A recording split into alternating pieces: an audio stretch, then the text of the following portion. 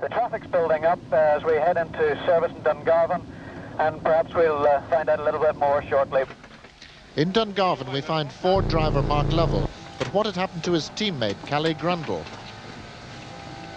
Well, we're not sure at the moment. He's just parked on a long straight in first stage today, and we think that he might have just, well, when nobody's really sure, nobody's seen him, but looks like he had a puncture and it might have done some damage to the fuel system.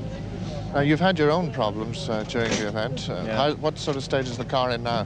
Well, I think it's getting better as we go along, which is good news, because hopefully others are going to get worse. We haven't had a problem now since, well, early yesterday. And those problems have been really sort of auxiliary parts that have been failing on the major components like gearboxes and things. Ronan Morgan talks about a minor problem with Coleman's car. We're just changing the starter motor here and doing some routine work. We were slow in the first two this morning. We had a very wrong tyre choice. There was a lot of standing water on the road and we didn't have the right tyres to cope with it, so it was pretty hairy. But next door there is a more serious tale. Jimmy McRae, the rally leader, has big problems and he wonders what can be done about them. The Metro domination is beginning to look shaky and his chance of a fifth victory unlikely. We have, in the last three stages, we've had a transmission noise and the clutch has been slipping. So they're just checking it out now. I think they've found the problem, but whether we can actually change it in time or not, we've only 15 minutes here and I think it's a gearbox problem.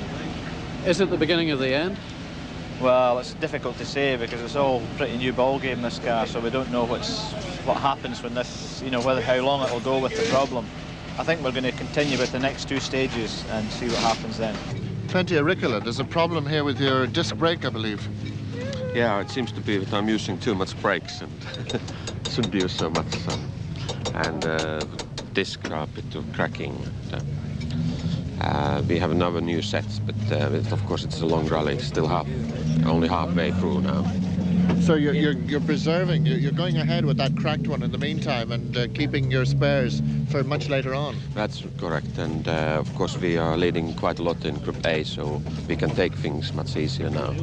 So you've had fuel starvation problems really throughout the rally so far? Well, since the second stage, since Belfast, we have had this problem.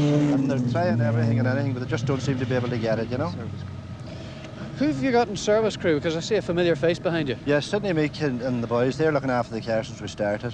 And they've called on there the Opel people to have a look at it and see can they do anything with it, Looks as though it's one of those things that we'll probably find out about one stage to go or something like that. We're on stage 24, Dunmoon, high in the hills above Villierstown in County Waterford, John Tracy country. This Circuit of Ireland rally, this marathon, has not yet run half its course. Could the sting yet be in the tail? Interestingly enough, when leaving Dungarvan, the service area there, Austin McHale, with a smile on his face, said, "This rally's only just beginning." Jimmy McRae probably wishes it was over, with him as winner, of course. But those clutch problems are getting worse. For David Llewellyn, it's a chance to snatch back the lead, and he's closing all the time. Henry Toivonen is still going strong in the third Metro, giving Austin Rover their third car in the top six. In Class 5 for the big engine Group A cars, Englishman David Metcalf's Astra is second and 14th overall. He's just ahead of Dubliner Frank Fennell in his Opel Kadett, but both of them trail to Pentia Ricola for Group A honours. Richard Hall from Antrim leads Class 4, the Group A cars up to 1600cc in his Sunbeam. He's 16th overall. But in the battle for the top, there's a new leader. Llewellyn has overtaken McRae, but success seems to have made him a little twitchy.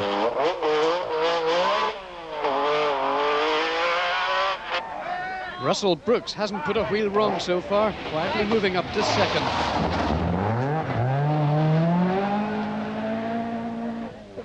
McRae is back in third, and he's stuck in second gear.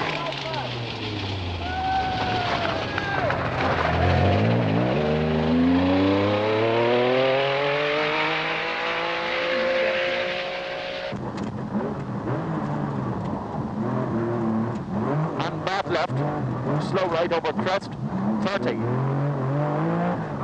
Bad left here, slow right over crest, 30. Sharp right opens, 100. Mid left, 100 kick. There are problems ahead for Billy Coleman. This is what the spectators saw. And now the driver's view of the same incident. 1/4, turn hairpin left, gravel. Repeat, turn hairpin left, gravel, 40.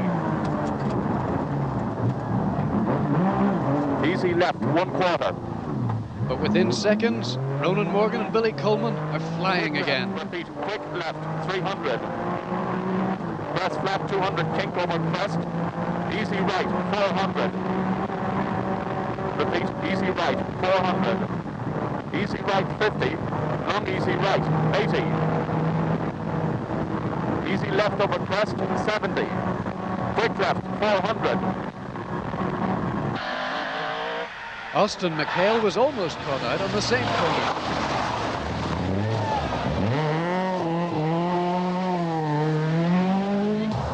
But Simon Davison's Nissan 240 RS was completely sideways. Pass right and crest first. Easy left, 100. Meanwhile, further into the stage, there's another change of surface for the drivers to contend with as they find snow lying on the Knockmealdown Mountains. So far today, there's been heavy rain, light rain, sunshine, and now snow. Could be a service manager trying to pick the right tyres to cope with all that. Start right opens. The big start right opens. And left right, slow left. In left right, slow left. Into sharp right, keep out. 50 kick. Easy right, 50 kick. Cross and slow right, stay in. Slow left, 60 kick. Slow right and fast left, stay in. 80 kick. Mid left, mid right, 70 kicks. Half up right. Fast right, 1/2 kicks. Keep left or right. Fast right, 1/2 kicks. Mid left, 80. As we head along the beautiful Blackwater River towards the Newcastle stage, we discover that not all parts of County Waterford are just so picturesque. This farmyard causes problems for McHale.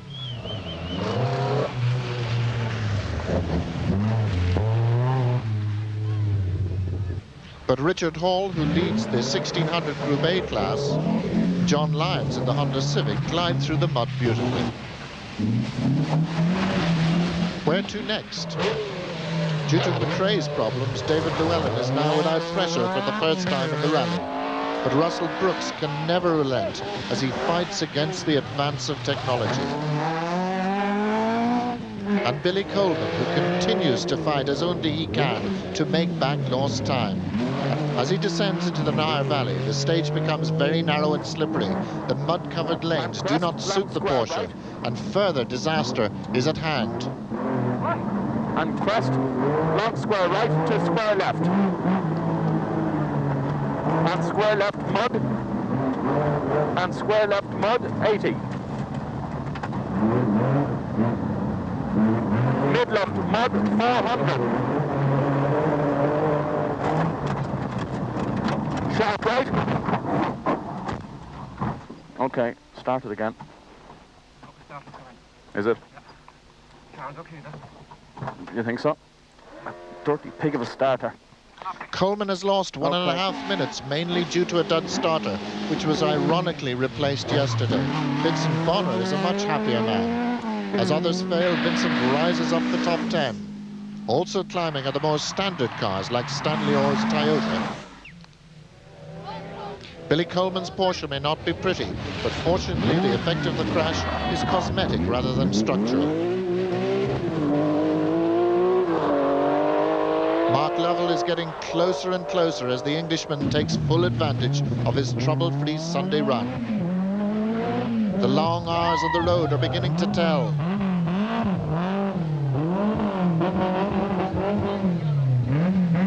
Simon Davidson indulges in a time-consuming but damage-free spin. Not only the scenery is beautiful as we get to the closing stages of an action-packed Easter Sunday, a day which has brought a new leader, David Llewellyn. Russell Brooks leads the two-wheel drive cars in second place. And Jimmy McRae, with a new gearbox, charges back with 3 fastest times to 3rd place. One young rally fan just doesn't want to hear about Coleman's misfortune. The Corkman is now 4th, and his gearbox is crying enough. Mark Lovell's confidence grows by the mile. He has moved from 8th to 5th today. And another young man who is making a big name for himself in Group B, Henry Toyman, 6th tonight in Waterford. Then the 2 Irish-owned Opals of Austin McHale and Vincent Bonner. There are still 3 home crews in the top 10 and rising.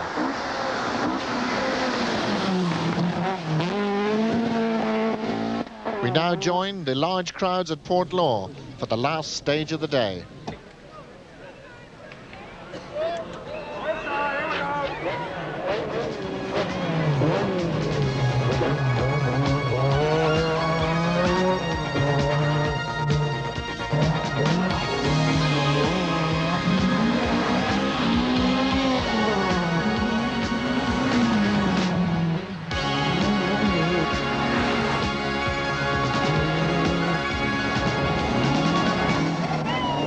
If you think that Trevor Fleming was spectacular, climb aboard as we take you on a high-speed taxi ride with Billy Coleman through Portlaw as you have never seen it before.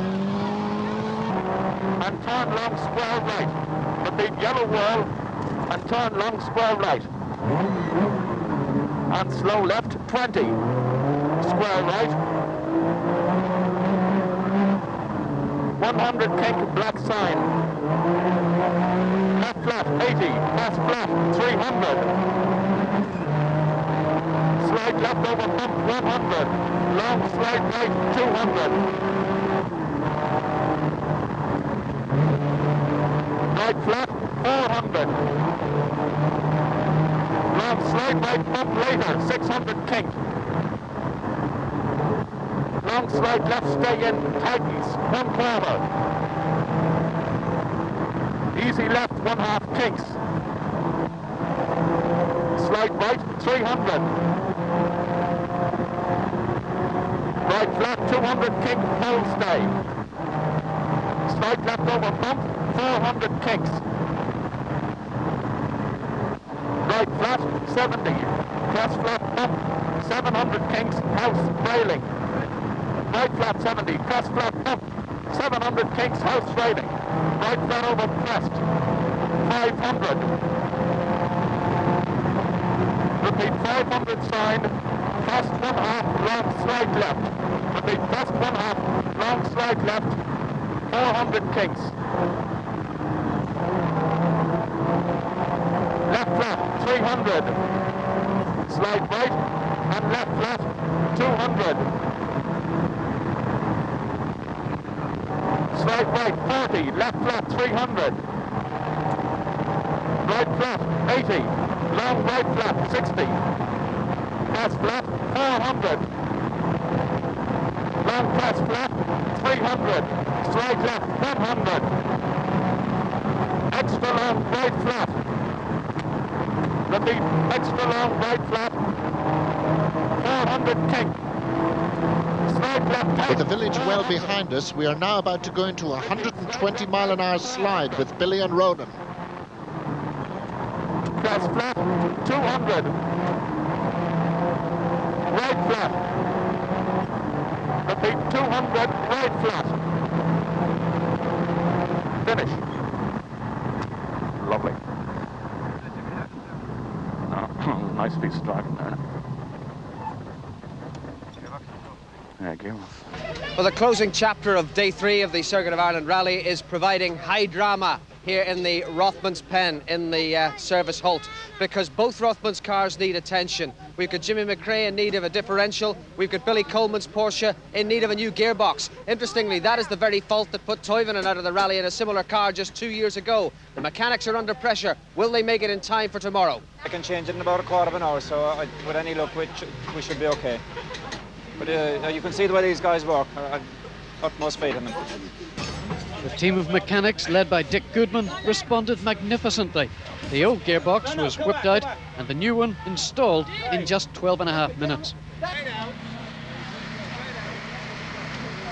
And the spanner men were hard at work on Llewellyn's car too, although he was able to finish the day with a smile on his face. Still there after 3 days, David? Yep. Sorry? Still there after 3 days, going well? Yes, Jimmy's had a bit of bad luck really today. Gearbox problem and a puncture on the stage, stop and change it. So that's put him like 7 minutes behind us. So we're feeling good. There. What's the panic with your car right now? It's just that we got to get into Park Fermé on time. It's just they've just been doing routine things, I hope, anyway. Jimmy McRae, this is the very thing you were worried about earlier on today. Yes, things went too well, you know, the first 2 days of the rally, and everything's happened today. We've had gearbox problems and we had a puncture in the last stage. Well, now, I think overall we've dropped maybe 8 minutes. When we last talked to you in service at Dungarvan, you had both a clutch and this differential problem. The clutch has been solved, I presume, by the gearbox change. The clutch and the gearbox has been changed, that's okay, and they're just changing the diff now. Now, this of course is the one that's really right on the limit time-wise, isn't it? Yes, we've only 15 minutes service, and well, hopefully we can get the car running. Then we've got 2 or 3 minutes in the morning just to finish things off. Harry Toivonen, this I believe is your only second event on tarmac. Yes, it's true, and it has been. The beginning was quite difficult, but now I think it's going better and better. Have you had any dramas? We haven't seen any. Yes, I have had some spins and some problems with the brakes, and now my car is turning more left, so I have some kind of problem, but I think we have so good mechanics they can fix it. Richard Hall from Glengormley, you've been going very well in your class and indeed in Group A. Yes, we're leading the 1600 Group A class at the minute, just about by a second, I think, from the dealer team Ireland, Peugeot of Ed Colton, and I think we're about 5th overall in Group A, so we're happy. Austin McHale, you went out this morning in 7th place, you're back this evening in 7th place. You're pleased or disappointed? Yeah, we're moving up and down. We've got up to 6th on 3 occasions, and then we'll go back to 7th again. Mark Lovell went by us today. He's going very well. I think he's actually up to 4th now at the moment, and things are going fairly well. You know, we got a major fright this morning. The car took off about 130 mile an hour on the straight. We're sort of shaking hands with the hedges, but we got through that. It would have been easier for a mile or two after that. But other than that, everything's gone fairly well. John Lyons to be lying in 13th place overall in a standard Honda Civic is a pretty good achievement at this stage.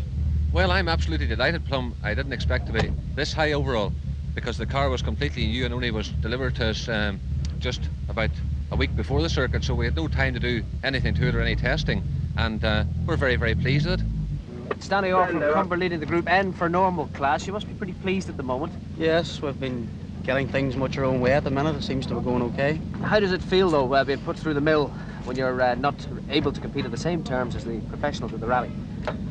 Well, we're in the production class simply because we can do it more proper than we could any of the other classes, so that's really why we're there. Drama all the way then on day 3 of the Rothmans Circuit of Ireland Rally 1986, and at the end of it, the lead firmly in the grasp of David Llewellyn in the Metro 6R4. But the troubles of Jimmy McRae on this day mean that Llewellyn's is the only Metro at the very top of the pile, and that has allowed Russell Brooks in the rather more conventional Opel Manta to force himself into 2nd place.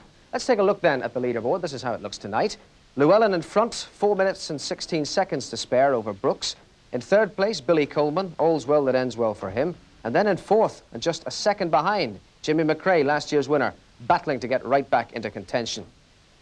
The Irish have been nothing if not consistent. Austin McHale and Vincent Bonner still joining Coleman in the top 10. McHale 7th and Bonner 8th tonight. Well, tomorrow, it's a bit of a lie-in for the crews. Then at 11, they're off into County Tipperary again. Further special stages at Slieve na Mon and also at Borrisoleigh, and then into the general direction of Galway, where they'll arrive after 6 more special stages at around 6:15. And it's from Galway that we'll bring you our circuit report tomorrow night. But before we leave you, think back to last night, or rather the early hours of yesterday morning, and the incident that took Saeed Al-Hajri out of the rally. Now, you'll recall we had an onboard camera on that car. The onboard camera survived. The tape has now reached us, and we can bring that spin to you. This is the Rothmans Porsche. It's 4:30 in the morning on special stage 12, Bellshill near Ballynahinch in County Down, and Saeed Al-Hajri is at the wheel. Good night.